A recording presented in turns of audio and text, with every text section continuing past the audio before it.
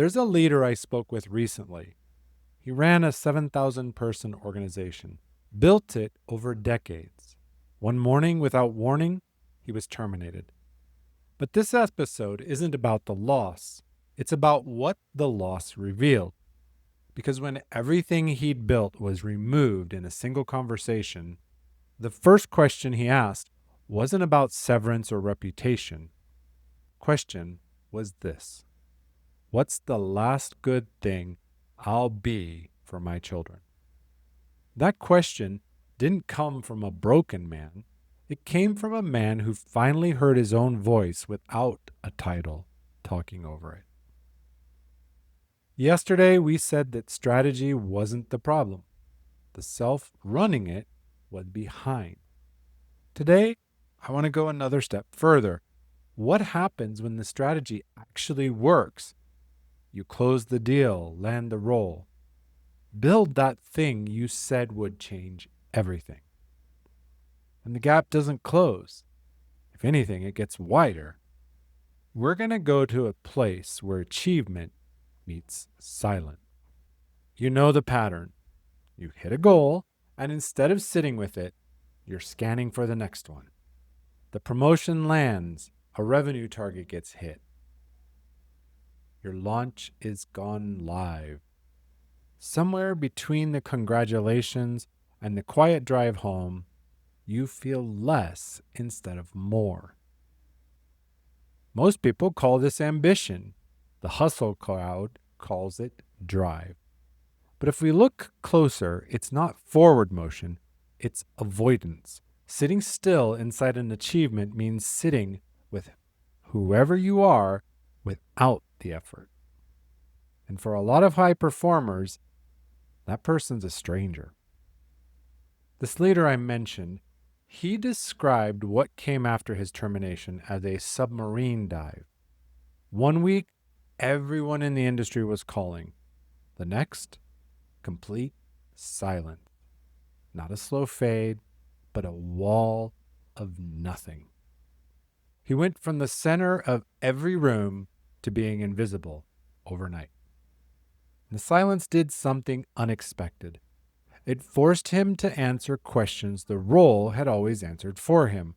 Questions like, who am I when no one needs me to perform?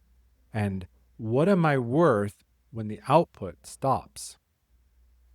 He told me the hardest part wasn't rebuilding, it was discovering that the identity he'd spent decades constructing had no foundation outside of the title.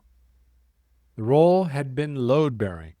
Remove it, the whole structure reveals itself as hollow. If you felt something tighten just now, stay with it. That recognition, that's the beginning, not the problem. His experience sounds extreme. CEO of thousands, terminated overnight. But the pattern scales all the way down. It's the same dynamic when you finish a project and immediately feel restless. Or when someone compliments your work and your first instinct is deflection. Maybe you earned the thing you said you wanted and your body responds with anxiety instead of relief. What often looks like self-sabotage after success is actually loyalty to an older version of you, the version that earned belonging through effort rather than presence.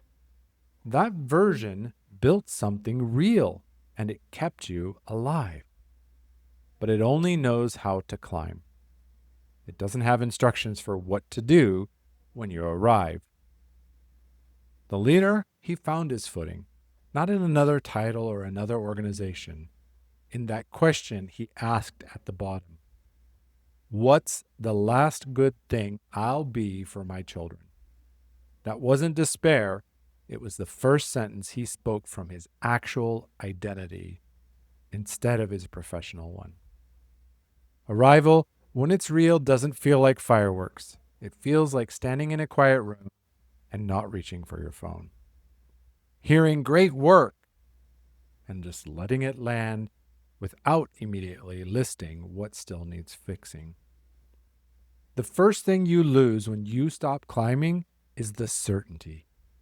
That's grief, real grief, for that version of you that carried you for years. But on the other side of that grief is something the climbing identity could never produce: rest that doesn't feel like failure. What would you stop chasing if you believed you'd already arrived? Sit with that one today. Don't answer it fast. If you've built an identity that only knows how to climb and you're starting to feel the cost at the top, it's not a breakdown.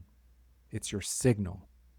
The no-cost identity call is one conversation where we look at that signal together. The link is in the show notes. Tomorrow, the gap doesn't just show up in big moments.